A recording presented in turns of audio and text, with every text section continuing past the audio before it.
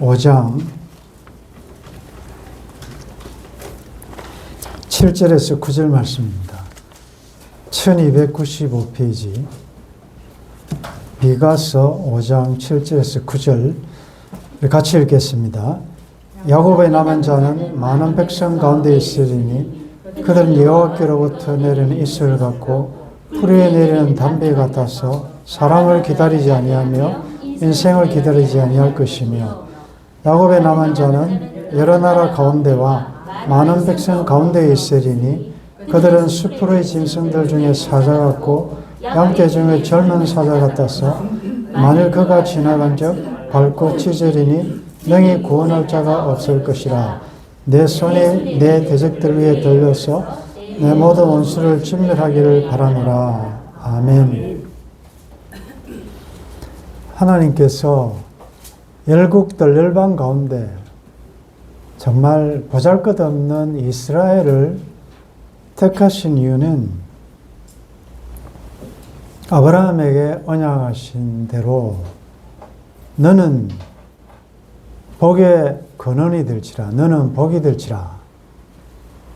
즉 이스라엘이 제사장 나라가 되어서 많은 열국들에게 복을 나누어주는 복의 통로로 이스라엘을 택하셨습니다. 그래서 오히려 이방 열국보다는 이스라엘이 참 혹독한 하나님의 연단, 훈련을 참 많이 받습니다. 왜냐하면 다른 사람들에게 복이 되어야 되니까. 더 엄하게 불같은 이 시련, 시험을 당하게 하셔서 정금 같은 자로 만드신다. 지금도 마찬가지죠. 여러분들 주위에 믿지 않는 자들에게는 그런 잣대를 적용하지 않는데 어떻습니까? 여러분들에게는 뭐 세상이 다 그렇고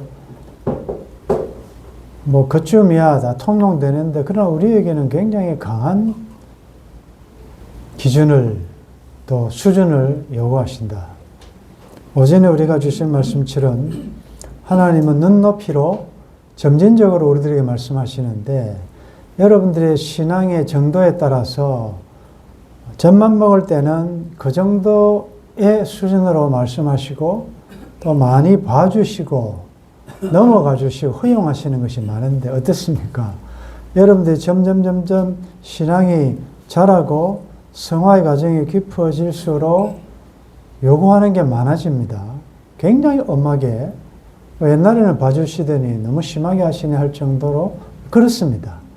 그래서 이 진리를 깨달으면 하나님 나한테 너무 심한 거 아닙니까? 라는 말보다는 하나님께서 이렇게 엄한 기준을 적용하실 정도로 제가 많이 컸네요. 하나님 감사합니다. 이렇게 돼야 되지. 내가 얼마나 주를 위해서 이렇게 오랫도록 헌신했는데 왜 이렇게 합니까? 그건 동기가 조금 다른 목적이 있는 것이죠. 그래서 어제 주신 말씀처럼 내가 늙어서는 성숙해서는 이제는 내가 원하는 대로 못 다니고 원하는 삶을 살지 않고 전혀 생각지도 않았던 전혀 내 삶이 이르리라고는 생각하지 않은 그런 곳으로 끌려갈 수도 있다. 그래서 어떠한 죽음으로 하나님께 영광을 돌릴 것이다 라고 말씀하신다면 저 같으면 우리 같으면 이제 여러분들 정도 되면 이렇게 하겠죠. 부족하고 베드로가 얼마나 실수가 많았습니까?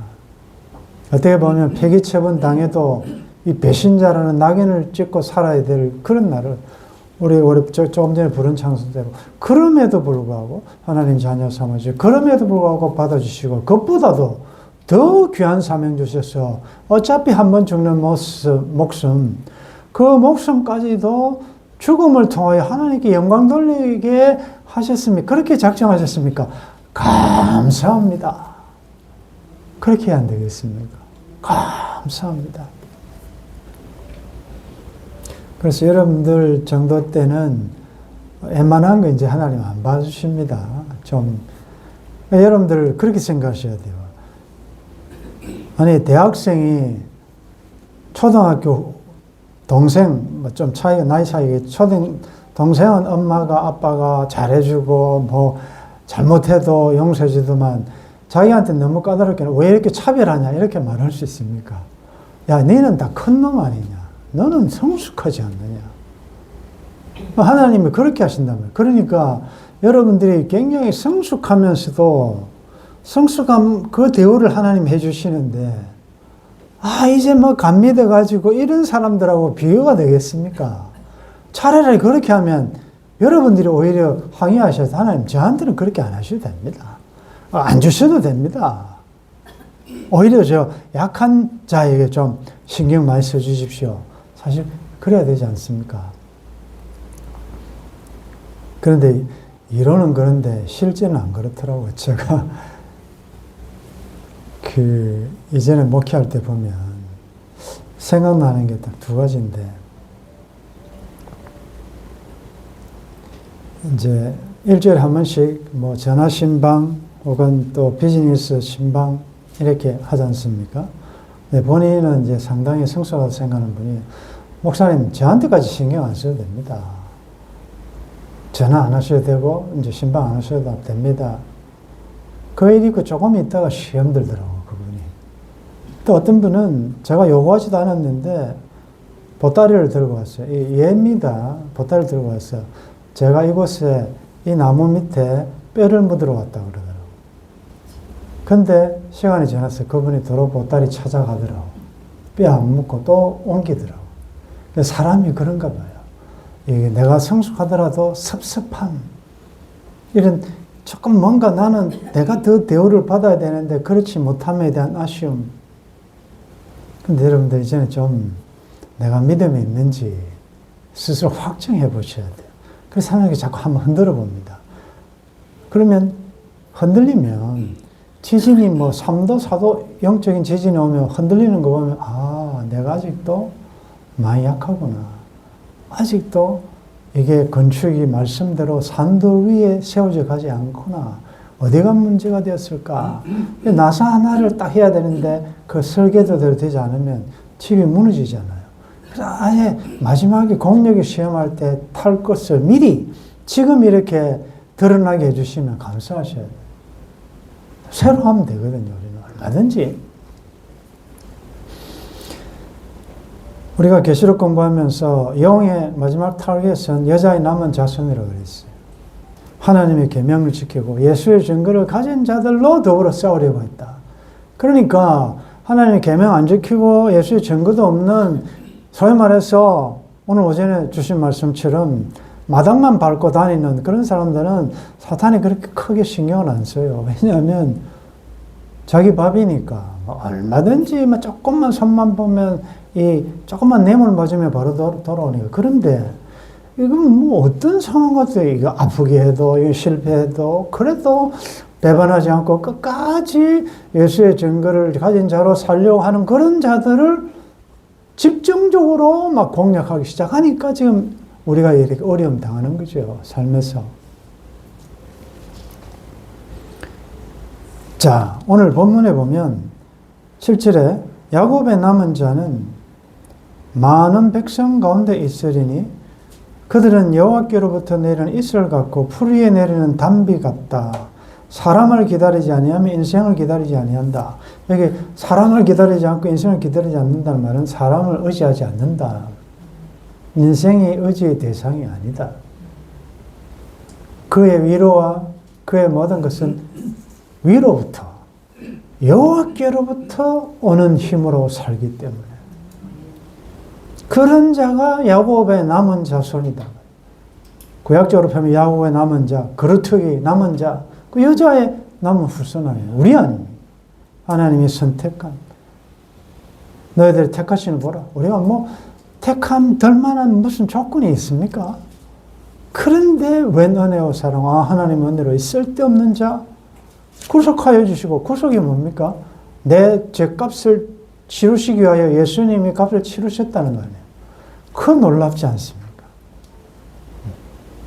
난 알 수 없도다. 왜 성령님 보내주셨어요? 우리 친구는 아직도 그렇게 교회 다니라 해도 안 다니고, 그런데 나는 주 예수 믿게 해주시고 이 길을 따라가게 해주셨는지. 그래서 내 모든 형편 잘 아시는 하나님께서 내 앞에 남은 길도 늘 보호해 주실 것은 확실히 안 해. 우리가 아는 것은 그것뿐이다. 감사할 뿐이고. 여호와의 남은 자는 많은 백성 가운데 있다. 여러분들은 가운데, 많은 백성 가운데 나를 이리로 보낸 분은 하나님이시라. 각자 그런 어떤 삶의 현장 가운데, 세상 속에 하나님께서 우리를 두신 이유가 뭡니까? 제가 아까 말씀드렸잖아요. 이스라엘은 제사장 나라로 하나님 택하셨다. 그 사람 때문에 다른 나라들이 복을 받더라. 그들은 여호와께로 내리는 이슬 같고 풀에 내리는 담비 같다. 이슬과 담비 다 위로부터 내리는 하나님의 은총, 자비, 긍휼, 주의 자비가 내려와 나를 덮는다. 위에서 내려오는 것이다. 특별히 팔레스타인 지방 같은데 이 비는요, 이런 비와 늦은 비는 그 농사하는데 치명적인 요소가 되거든요. 그래서 그들이 오죽했으면 그 농산물을 위해서 비를 주관한다 생각해서 광야의 신인 그 하나님보다는 이런 바알 신을 섬겨야 되겠다고 했을 정도로 비는 중요한 것이다. 그래서 하늘문을 닫고 비가 내리지 않는다는 것은 하나님의 징계와 심판을 상징하고, 하늘을 여시고 비를 내리신다 할 때는 은혜를 베푸신다. 그 말이죠. 하나님께서 백성들에게 은혜를 베푸신다는 표시가 뭐냐? 여자의 야곱의 남은 자손들을 보낸다. 여러분들이 이슬 같고 담비 같은 자들이. 오늘 우리는 정말 오늘 특식을 먹었습니다. 그렇게 유명하다는 한전 미나리. 오늘 우리 장로님을 통해서 한전 미나리에 대한 특강을 좀 들었어요. 밥 먹으면서. 미나리가 왜 그것이 좋으냐? 물이 좋고 지하수가 좋아서. 물이 오염되고 흙탕물 같은 데서 그 자란 미나리는 이렇게 생걸로 먹을 수가 없다. 그 이야기 하더라고요. 여호와께로부터 내려오는 이슬 같고 담비 같다. 물이 좋아야 돼요. 여러분들의 존재는 부정한, 혼탁한, 더러운 세상에, 불결한 세상에 맑은, 깨끗한, 정화하는, 그냥 날 걸로 먹어도 맛있는 그런 담비와 이슬 같은 삶을 살아내야 한다는 거죠. 이것이 어떻게 가능합니까? 부정한 세상에, 불결한 세상에 담비같이 이슬같이 내려오신 분이 누구냐? 만나신 예수 그리스도 아니시냐? 그분이 메마른 내 심령에 그 담비같이 이슬같이 떨어져서 정말 푸르른 하나님의 형상이 회복되었고 하나님이 함께 하시는 그 새 생명 얻은 자 되었지 않습니까? 그러면 그 주님의 생명을 모시고 있는 우리는 부정한 세상에 또 담비와 이슬 같은 자여야 한다는 거죠. 그래서 삶의 현장이 어렵다 탓하지 마시고, 그러기 때문에 담비와 이슬이 필요하다. 너무나도 세상이 황폐하지 않습니까? 우리나라도 그렇고 전 세계적으로 죄와 전쟁의 끝이 없고 얼마나 황폐합니까? 가정도 황폐하고 직장에 가도 그렇고 아주 적개심이 가득하고 아주 스트레스가 조금만 하면 막 폭발하고 묻지마 폭행이 있는 이런 세상에, 그 가운데 야곱의 남은 자손, 여자의 남은 자손인 저와 여러분들을 그곳에 보내신다. 그래서 사명감을 가지시고 오히려 그 가정이 혼탁할수록 여러분들이 가는 그 직장 환경이나 그것이 오히려 더 불결할수록 이제 다음 시간에 오늘 오전에 주신 그 속담이 어떻게 대변혁이 일어나는지를 한번 살펴볼 건데, 자, 우리는 그런 자들을 생각하시고 우리는 인생을 의지하지 않습니다. 인생 때문에 상처받지도 않습니다. 야곱의 남은 자는 여러 나라 가운데와 많은 백성 가운데 있다. 이게 디아스포라 아니에요.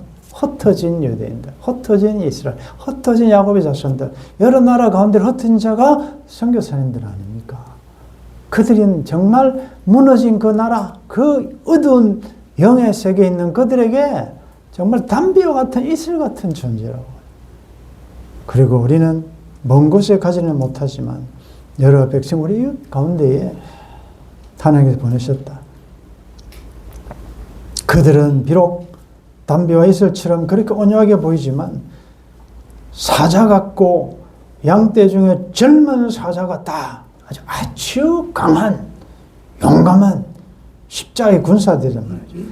만일 그가 지나간 적 밟고 찢으리니 누가 능히 구원할 자가 있을 것인가? 없을 것이다. 마지막 절에 내 손이 내 대적들 위에 들려서 내 모든 원수를 진멸하기를 바라노라. 이 말은 메시아가 오시면, 그날이 오면 우리의 모든 대적들, 용과 두 짐승, 바다에서 나온 짐승, 땅에서 나온 짐승, 모든 영능력에 속한 이 세상 열국을 박살내실 것이고 심판하실 것이다. 메시아가 오시면. 그 메시아가 오실 줄. 그래서 이 주님을 모시고 있는 우리는 어떤 자들인가? 우리는 사자 같은 자들이다. 아주 악에 대하여. 그래서 적과 꿀이라는 가나안으로 생성된 그 천국, 그 천국에 입성할 때까지 천국을 침노하는 그 가나안 전쟁의 특징이 뭐였습니까? 그것은 공격전이에요. 수비전이 아니에요. 그리고 전면전이에요. 모두가 12지파가 다 동참해야 돼요. 그리고 대장은 여호수아, 예수 그리스도십니다. 그 사상 중에 제일 중요한 사상 중 하나가 뭔가 하면 회렘 사상. 진멸하라. 남기지 말라. 여러분들 남겼다가 문제가 생기잖아요. 아간도 남겼다가 문제가 생기고. 다 죽여라. 진멸하라.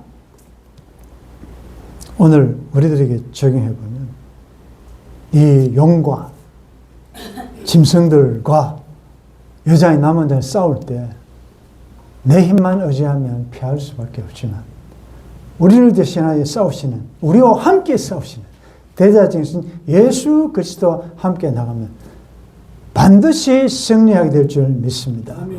진멸하시라고. 마귀를 대적하라.